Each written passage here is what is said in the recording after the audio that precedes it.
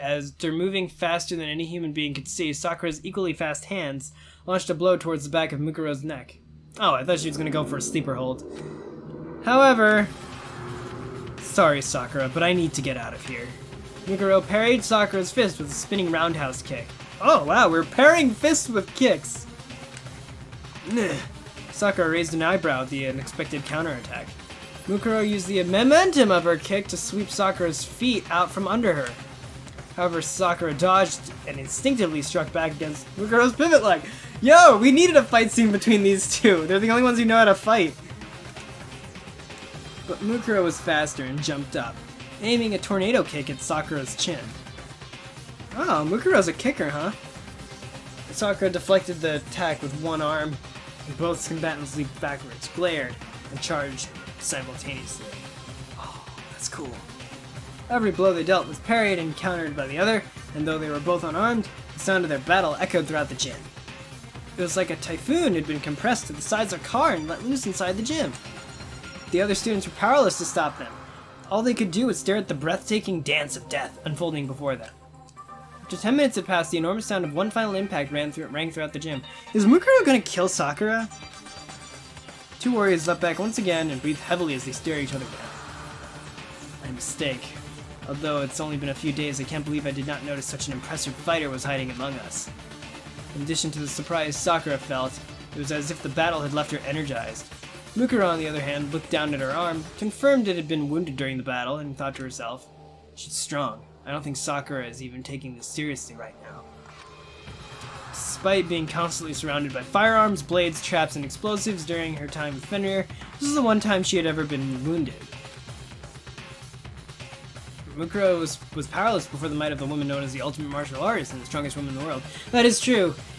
As the ultimate soldier, Mukuro would be pretty damn good at hand-to-hand combat, but her experience would also be diversified amongst various weapons, including vehicles like tanks and Blackhawks and bazookas and like all sorts of other stuff. She'd probably even know how to do a nuke.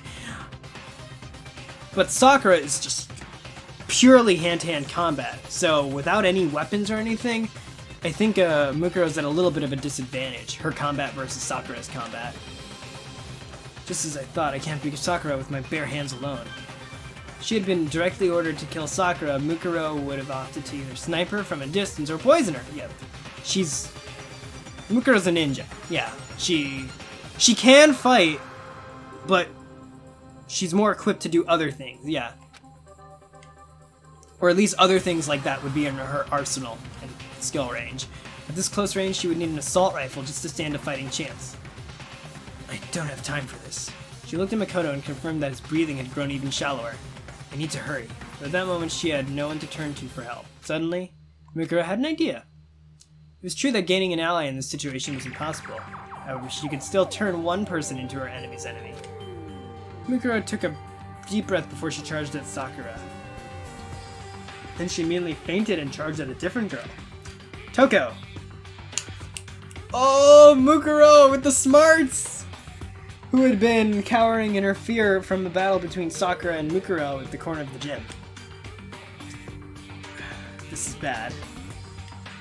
Sakura was caught off guard and tried to run after her, but Mukuro was one step ahead and reached Toko first! My knee! I'm sorry. Wait, hold on, Mukuro jabbed Toko in her solar plexus and she fell into her arms. Taka and Ali yelled out in shock. This is bad. She plans to use Toko as a hostage. Toko.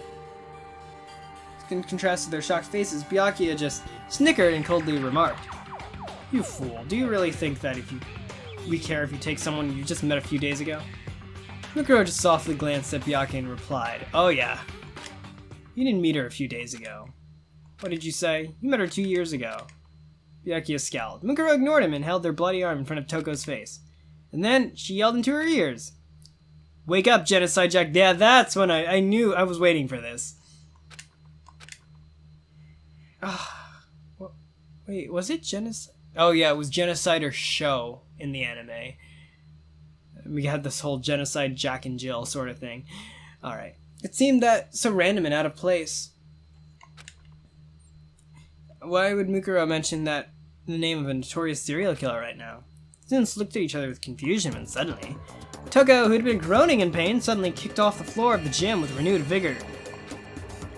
She leapt into the air much higher than any normal human should have been able to do. While hovering several meters in midair, Toko swirled faster than a professional figure skater. This caused her skirt to flutter, revealing multiple pairs of sparkling skizzers. Countless tally marks were scratched into her legs like a kill count carved into a fighter jet. I didn't know she did that. If not for this situation, Toko's glamorous jumps and spins would have been a sight to behold. The girl formerly known as Toko Fukawa cackled wildly, her red eyes sparkling as her absurdly long tongue flopped out of her mouth. Oh god, don't say flopped. That's such a bad verb. It's so gross. It's just like... You called for me, and so I appear. I've got a murder IOU for your YOU. Oh god, yeah. Oh god. I can't do her voice right now. My voice is already shot from doing 2 episodes. Although this might be the 3rd one. This has gone on for a little bit. I thought this chapter would have ended. Toko? The situation has changed so drastically that even Sayaka, who's silent up until now, spoke. Hey, you flash in the pan. Don't you genocide Jack like that depressing little 4 eyes. The dirty girl doesn't bathe herself at all, so I gotta put 5 times the effort to rub myself down in the shower. Oh, I see. Oh, this is... Okay. Oh, I gotcha. Hey, you flash in the pan. Yeah, oh, it's her talking. Got it. That dirty girl doesn't bathe herself at all, so I gotta put in 5 times the effort to rub myself down in the shower. Eek! Toko suddenly changing personality sent the students clamoring among themselves. Hey, Leon, yelled. What the hell does that mean? Monokuma just shook his head. There's some things that even I don't understand. The students continued to panic at the strange turn of events. Toko, now calling herself Genocide Jack, took out a set of scissors from under her skirt and snipped with them at glee as she looked around the gym. Huh? Man, it's been a while since I got to stretch my legs, so what are you guys doing to do here at the gym while I was snoozing anyway? Have an orgy? I totally understand. You guys need me to cut up our clothes so we can feel even naughtier. Yeah, right. Why the hell would I even do that for you dumbasses? My skizzers are only meant for cutting the supple, tender flesh of adorable boys. Genocide Jack was causing a ruckus. When she saw Makoto laying on the floor, she tilted her head once again. What? Oh my god. I thought she would say something like that. That's funny. Huh? Big Mac, you're like totally about to die. I love that she calls Makoto Big Mac. What's the deal? Did the world fill you with so much despair that you all came here to commit mass suicide? That's so hot! But why are you starting without me? Toko, get a hold of yourself! Genocide Jack ignored Aoi, I still want to call her Aoi, and let her emotions run unchecked, jumping and dancing with excitement as she held her scissors. Yeah, geez, I wanted to stab Big Mac's side myself. This spot right here where the ribs are kind of showing already. He's not even screaming right now, though. Oh, what does that mean? Oh, well, maybe I could just get used to this feeling of alienation instead. God damn it. I have no idea what's going on anymore, shouted Yasuhiro. This is all the aliens' fault. Yasuhiro buried his head into his arms, but no one was paying attention to him. The students' attention was entirely focused on Genocide Jack. Using that to advantage, Mukuro began sneaking over to Makoto. She cautiously picked him up. She confirmed that his body temperature was starting to decrease. I can still make it there in time. Though she was carrying another person, Mukuro managed to soften the sound of her footsteps as she ran for the gym's doors. By the time the students heard Mukuro opening the door, it was already too late. She had managed to escape the gym with Makoto. However, not everyone was unaware of what Mukuro was doing. Monokuma saw her movements out of the corner of his eye, but chose not to tell the students. And one other person, Kyoko Kirigiri. She saw Mukuro carry Makoto away, but did not inform the others as she watched them leave in silence. As everyone wrestled with their own personal thoughts and speculations, Host Peak Academy began walking toward a completely different chaos. A path towards it. Yeah. Oh. Nuts! With Makoto on her back, Mukuro took several trophies from the gym and she saw And after passing through the door leading into the hallway, she jammed the trophies through the door handles. Though Sakura could easily destroy these makeshift locks, this should buy Mukuro a few extra seconds. Then Mukuro started running to the nurse's office, the place she last spoke to Makoto. Everything necessary for performing first aid could be found there. Her little sister was her enemy. Her fellow ultimate students were her enemy. Her only ally right now was Makoto, who was on the verge of death. Mukuro knew that even she wasn't her own ally right now. Amidst all this chaos, amidst her sister's betrayal and nearly being killed, she believed. She believed she was the only one who truly understood her little sister. That's why she felt like she had to protect her. That's right. You didn't do anything wrong, Junko. What the what? Mukuro! You just want to feel despair, that's all, right? Because you love me. That's why you wanted to kill me. You were just trying to feel despair, right? Oh my god, the fact that Mukuro knows her this much and is accepting of it is crazy to me. I'm sorry. I'm sorry I failed to bring you despair. Oh my god, Mukuro, you're messed up. You're as messed up as your sister. Ah, why do I love you both? Why do I love the crazies? Question of the day. Who do you ship me with, Junko or Mukuro? Who should I ship myself with?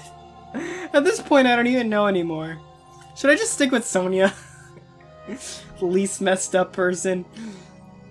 At the same time, she wondered if she saves Makoto and betrays her sister by disrupting her plan, wouldn't that fill her with an even stronger despair? Wouldn't that make her happy? Oh, I like the way you're thinking, Mukuro. But betray Junko? What should I do? Mukuro closed her eyes and listened to Makoto's weak breaths. What should I do, Makoto? On a battlefield where all you need to do is kill and survive, Mukuro was invincible. She could suppress all her emotions and fully immerse herself in becoming a perfect killing machine.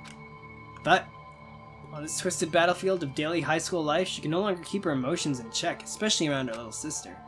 Mukuro, the ultimate soldier, was beginning to question being ultimate despair. The impulses of the normal high school girl inside of her were starting to affect her state of mind. Even so, the poor girl continued to run through the dark hallways, clinging to this conflict within herself.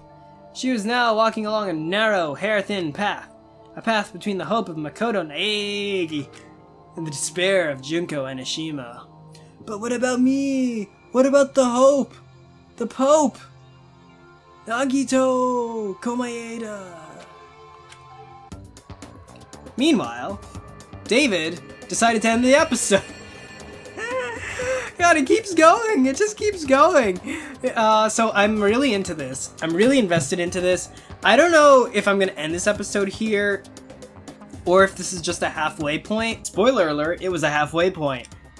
Everyone still in the gym was left in a state of complete confusion. Toko was famous for being a prolific author, but even though she came across as unsociable, tell me what that means. Unsociable and depressing, her mind-blowing transformation seemed to have tossed all that aside. Toko is Genocide Jack? Sayaka trembled with fear as Jack tilted her head and stuck out her long tongue. What's with the reception, you guys? You guys didn't know who I was? Have I been found out? Or have you known all along? And why was the sullen samurai dressed like that? That outfit didn't look good on her at all. The sullen samurai? Oh, I see. Yeah, thank you, novel. Catching on how slow I am. The sullen samurai was probably referring to Mukuro, which means Toko already knew Mukuro in advance. Confronted by that shocking truth, the students had no idea where to begin talking. So many things were clearly wrong by this point. But there are a few other students, such as Byakuya and Kyoko, who opted to remain calm and observe the situation. Alright, someone better spell it. I think it's Byakuya. Who gave Makoto an extra mouth to feed? I don't... maybe this is Genocide Jack? I don't care if you want to stab him or slice him, I just can't... Oh, okay, yeah, that's Genocide Jack. You see, this is why... I really don't like that they don't put who says the line. I don't know why this is a pet peeve, but it is. It really only matters if you're reading it aloud, because then it just feels stupid. I don't care if you want to stab him or slice him. I just can't forgive whoever put on that ugly asshole in Big Mac's side. Put that ugly asshole. That ugly asshole in Big Mac's side. Toko, no Genocide Jack, spun her skizzers in her hands as she spoke. Her motions and facial expressions constantly changed. Even without the threat of her scissors, she exuded an aura of danger that made her unapproachable. The flank steak of a young boy like macaroons is like a bluebird that pops out a golden egg. That sounds like Hifumi. If you would just let me handle it, I would have killed him so good that even Tiltil and Miltil would be eager to die. I think that's a reference I don't get. But poor Makuti's heart and soul have been stomped on by such a sloppy kill. Makutis? Makutis! Oh, I got it. That actually sounds pretty exciting too. But I decline. Toko, you're not making any sense, screamed Aoi. What in the world happened to you? Genocide Jack answered by pointing her scissors at Aoi. Can you move my mic for a second? Hopefully it sounds better. What happened to me? I got bored, that's what. The sourpuss locked me up a few days ago, but when she went unconscious, I thought I'd finally get to do my thing. But when I woke up for all this, my cutie soaked with blood and I have no idea what's going on. It's so damn confusing, all I can do is laugh. Oh, don't give me a key, ha ha ha ha ha ha. No, she gave me a key, ah. No one seemed to be able to get a straight answer out of Jack, so Hifumi made a timid remark. This is how you introduce a line! I've dealt with girls like this in my 2D dating games, but this doesn't even compare. It's like there's a triple S difficulty level to clear her. I can't believe you'd even... God damn it. I can't believe you'd even think about her as someone worth clearing, mumbled Leon. It's clear that things were going nowhere. And as if she was responding to everyone else's expectations, Sakura stepped forward. She might be in the throes of confusion. I should try to restrain her for now. As soon as she heard that, Genocide Jack stopped moving, stuck out her lizard-like tongue, and grinned wickedly.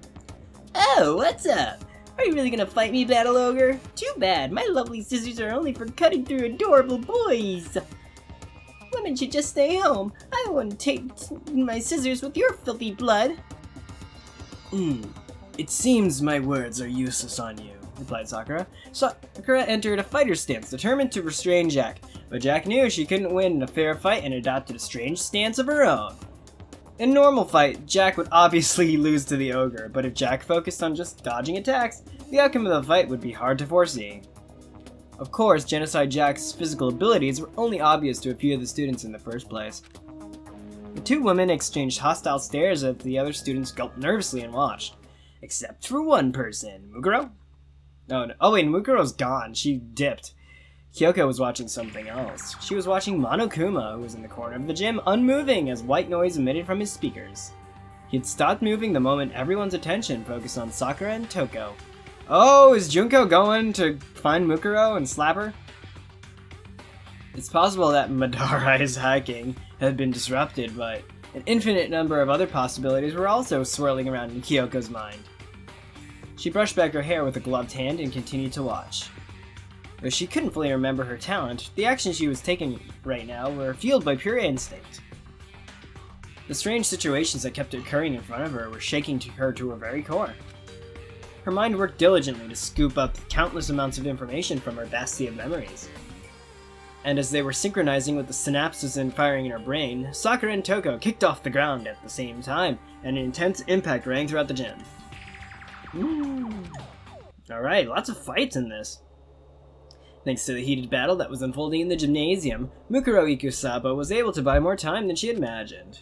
As soon as she entered the nurse's office, she rummaged around for medical supplies and did what she could to stop the bleeding. Is Makoto gonna survive this? That's nuts! Though still quite shallow, Makoto's breathing slowly stabilized. Mukuro let out a sigh of relief. However, even though she was somehow able to stop the bleeding, she wasn't out of the woods yet. Miraculously enough, it seemed like none of Makoto's major arteries or organs were damaged. Was that perhaps thanks to his ultimate luck? Yeah, no kidding. Or maybe he wasn't actually all that lucky. After all, the only sort of medical treatment he could hope for was partial at best.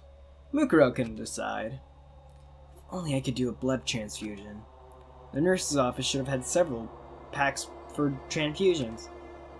Mukuro suspected that Makoto's blood type might be written in his e-handbook, but as she reached over to search his pockets... I I see her reaching for a sleeping boy's clothes. What in the world is about to happen next? Adults can keep playing, but you kids better press the B button, okay? Pooh hoo hoo hoo hoo hoo hoo. Or is this just straight at Monokuma? Oh, okay. Alright. I thought she was gonna just appear in person. Mukuro turned towards that familiar voice and saw Monokuma standing before her. Sorry, I had my filter on. You're all alone with Makoto right now. Just think of me as a cute wild animal and let your lust lead the way. As the headmaster, I must prevent any illicit sexual relationships, but physical education classes are just fine, Missy. Though he looked like the one that was at the gym, it was clearly a different Monokuma. Multiple Monokumas had been placed throughout the academy, so it wasn't a stretch for him to suddenly appear out of nowhere. Regardless, the same person was controlling all of them. Mukuro had been wary of Monokuma's attacking her, while she was treating Makoto's wounds. But his appearance at this particular moment seemed to take her by surprise. Junko? Asked Mukuro cautiously. Monokuma tilted his head, along with his entire upper body, inquisitively. Junko? Who's that? Junko? Never heard of that country before. No more jokes. Answer me, Junko. You were planning to kill me earlier, right? Junko this, Junko that. What's your problem? I'm telling you, I'm Monokuma! You must be a big disappointment if you can't even remember something like that. You're not just a disappointment as a person, you're a disappointment as a sister, too. You're too skinny, and your brain is nothing but muscles, and your personality's just unbearable. I'm sorry, said Mukuro. She didn't need to apologize, but hearing her little sister call her a disappointment yet again was enough to make the ultimate soldier recoil. Monokuma ignored her and her current situation, climbed on top of Makoto's barely breathing body, and began poking his cheeks. So what are you gonna do with Makoto now? I'm really interested in human mating habits, you know. What are you... Miss asked Mukuro before trailing off. Monokuma lowered his tone and began whispering in her ear. Makoto's a pretty nice guy, huh? He even sacrificed himself to save you. He's so generous that it's actually hopeless. He's not dead yet, insisted Mukuro. Despite her firm tone, she could not hide the fear lingering in her voice.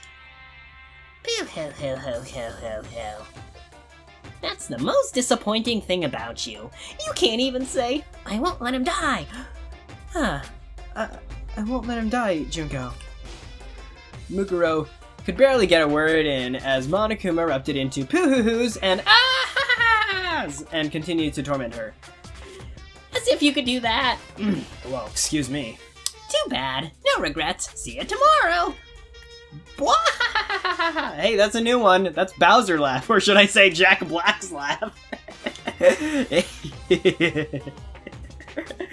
Question of the day, what do you think about that news, huh?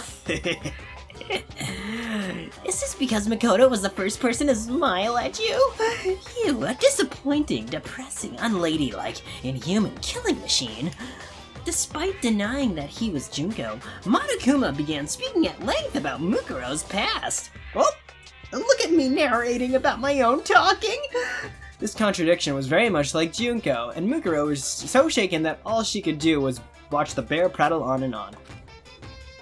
Only the fit survive this world. The only thing that kind-hearted people can do is die, you know? As proof, you're gonna watch Makoto die really soon. He won't die. Mukuro's tone of voice had become irregular ever since she took off the Junko wig. Aside from her conversation with Makoto, everything she said as Junko was from a script her sister had written. And now there's no script for Mukuro to rely on anymore. Mukuro was treating Monokuma like she would treat her own sister. If the other students saw her acting so weak, they'd never believe she was the same person who fought Sakura in the gym. And not just that, if anyone from her mercenary past could see her now, her stark change in attitude might make them think she was someone else entirely. That was kind of the goal in the first place. Monokuma continued to rail against Mukuro. Nope, he's gonna die. I know it's sad, but you just have to face the facts, you know? Monokuma wriggled his limbs and danced around, and pointed right at Mukuro's face. Because Makoto is going to die by your hands. Huh? Infighting among the terrorists. The big bad terrorists silence the weak-willed Makoto before he can leak any information. Doesn't that happen all the time? In the end, all the desperate things you said in the gym turned out to be lies you just told to escape. Pooh-hoo-hoo-hoo-hoo. Mukuro frowned at Monokuma. You can't do that, Junko. I won't let you do that. As she blurted out those words in a trembling voice, Mukuro was gripped with confusion about what she had just said. Am I defying Junko right now? Why?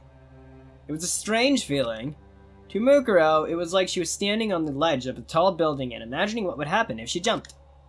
A destructive feeling, akin to holding a friend's bebe and wondering what would happen if you tripped and fell. Oh god.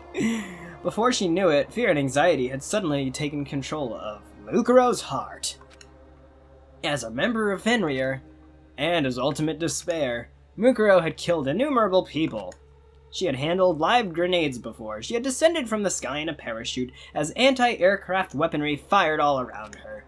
Her heart never wavered on the battlefield, but now it felt like it could collapse at any second. Monokuma, however, was as stable as a tree, and slightly tilted his head to the side. What are you, Michael Myers? Huh? Weren't you listening to my story? ... I'm not the one who's gonna kill Makoto. You are. What are you saying, Junko? Monokuma began giving a strange explanation to a very confused Mukuro. Do you know what the suspension bridge effect really means? It means you push the person you love off a bridge and they'll be yours for eternity.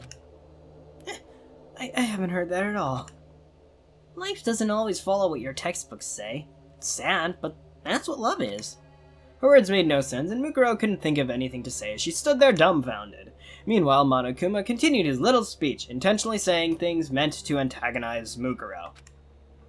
Basically, this is your big chance, you know? If you kill Makoto right here and now, nobody will ever take him away from you again. Wait, I feel like we missed something here. Doesn't it seem like Mukuro kind of falls in love with Makoto real fast? Like, okay, I get that in her conversation with Makoto, he technically talked to her enough that he completed her route, and that in the game sense, he like got her in terms of like, you know, he befriended her and like got her underwear most likely. Nobody will ever take. I don't even know if that's a thing in the first game. I know it is in the second game. If you kill Makoto right here now, nobody will. Yeah, Makoto Naegi, dead by dawn. The last name he ever spoke was Mukuro Ikusaba. Was it? I thought it was just like something. Wasn't he like chuckling and then said something Mukuro? I don't know. Whatever. The last person he ever smiled at was Mukuro Ikusaba. Doesn't that sound... Oh, I'm still talking, aren't I? Whoops! There was a certain appeal to Monokuma's twisted suggestion, and Mukuro found herself unsure of her own judgment. This is wrong. It has to be wrong. But it's really Junko saying all this, so doesn't that mean it's right? Mukuro! God! Man, Junko really has her under the thumb. No, this isn't Junko. It's Monokuma. Monokuma, Monokuma, Monokuma. Monokuma. Monokuma Manasa Mamakusa. Monokuma Mamasa Mamakusa. Monokuma Mamasa Mamakusa. Are you sure you want to help Makoto?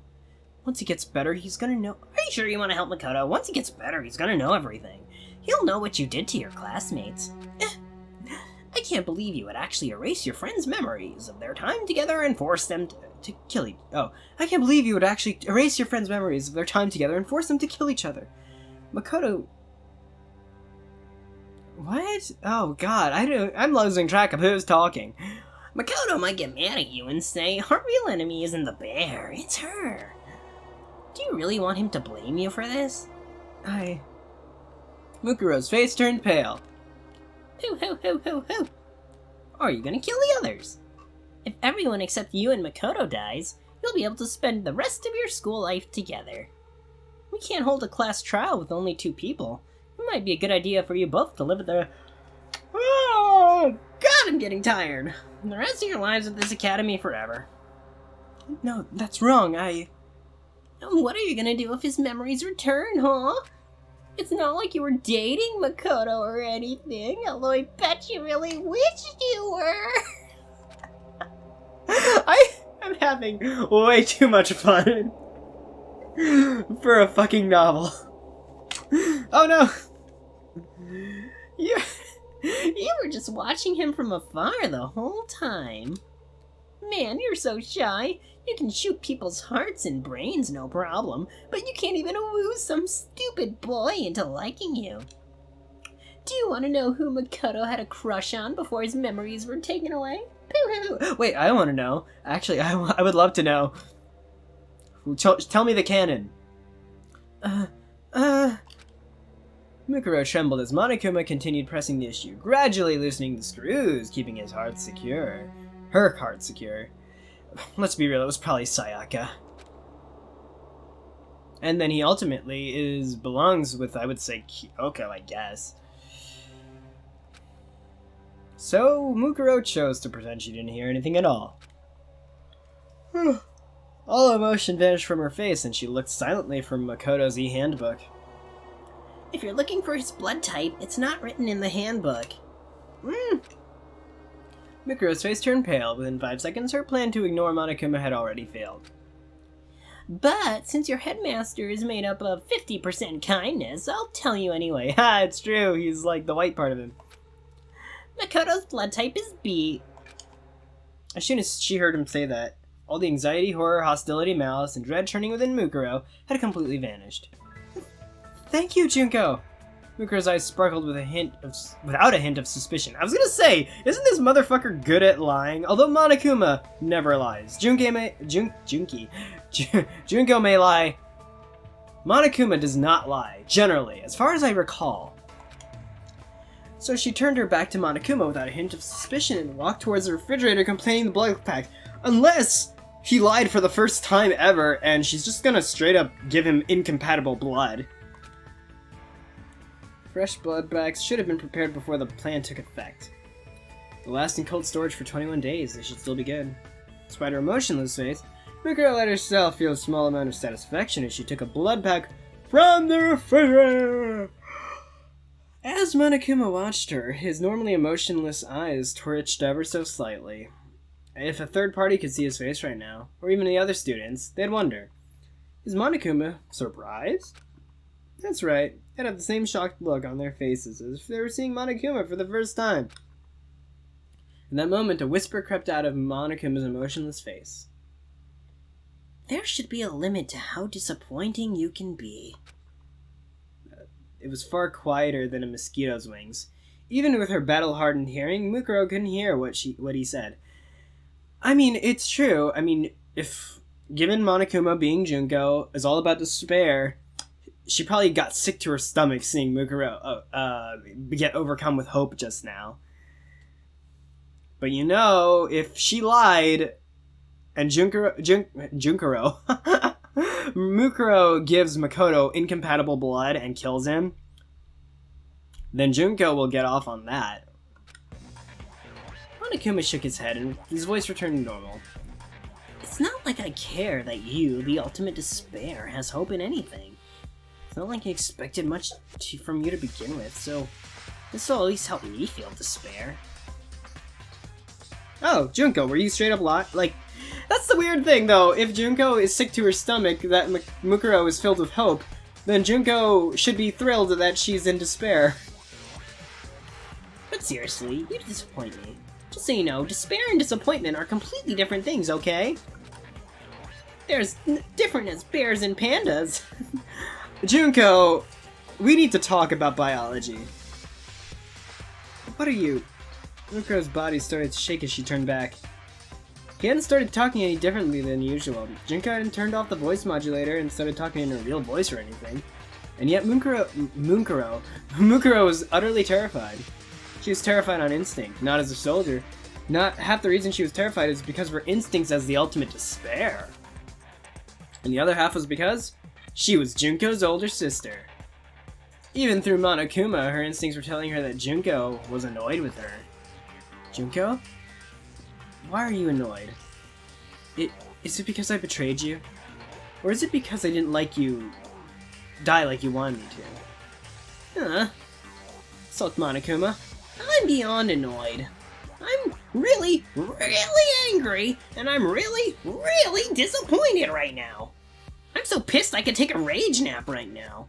Monokuma's anger didn't seem any different from his usual anger towards the students, but Mukuro could instinctively sense another emotion mixed with it. Right now she could feel that Junko was feeling hopeless disappointment. It's normal for someone who's disappointed to lose hope, but for ultimate despair, disappointment means something else entirely. To them, disappointment was tantamount to losing despair itself. Mukuro was a member of Ultimate Despair. At her sister's behest, Mukuro had soiled her hands many times in order to fill the world with despair. Despite her pride towards being a member of the Ultimate Despair, there's a clear difference between Mukuro and her sister. Junko and Enoshima was a despair incarnate. She was born into despair. I was born into despair, letting it infect other people's hopes so it could rot inside them from the inside out, twisting them into my own image. For Junko, feeling hope was its own despair. Creating despair in others created despair in herself, which caused her to feel both intense pain and an intense bliss. It's like one of those crazy orgasms where you don't even know what's happening, and then you blink and it's a week later. What the fuck am I saying? Junko had walked the fracture created from the conflict between pleasure and penance all her life. Eventually the fracture would widen until it swallowed the world and torn it in half. But Mukuro, on the other hand, had neither hope nor despair for the world. At least not when she was a member of Fenrir. Ever since she was a child, Mukuro believed she was meant to spread despair because of her sister. She didn't harbor any ill will towards the world, she simply accepted that she was meant to spread despair. She chose to walk the same path as her sister. The doubt she felt was only a recent development. When Junko told her about the plan, when she watched the world burn at the hands of terrorists wearing Monokuma masks, she never wavered once. However, as soon as she heard about her sister's plan to make their classmates kill each other, Makoto included, a strange feeling began to stir within her. When it started as a seed of doubt, grew into a thorny vine ensnaring Mukuro's feet. Mukuro! I'm so good at mispronouncing their names. As soon as she disguised herself as Junko and finished meeting the other students, as soon as she had confirmed that everyone's memories had completely been wiped away, that vine began tightening around Mukuro's heart. They're gone. Mukuro's the only one who knows about me now. That's it. That's no problem, it's just like old times. Things will never go back to how they used to be, but that's fine. It should be fine. She had relinquished the past 2 years she had spent with her friends so she could betray them and deliver death and despair onto them.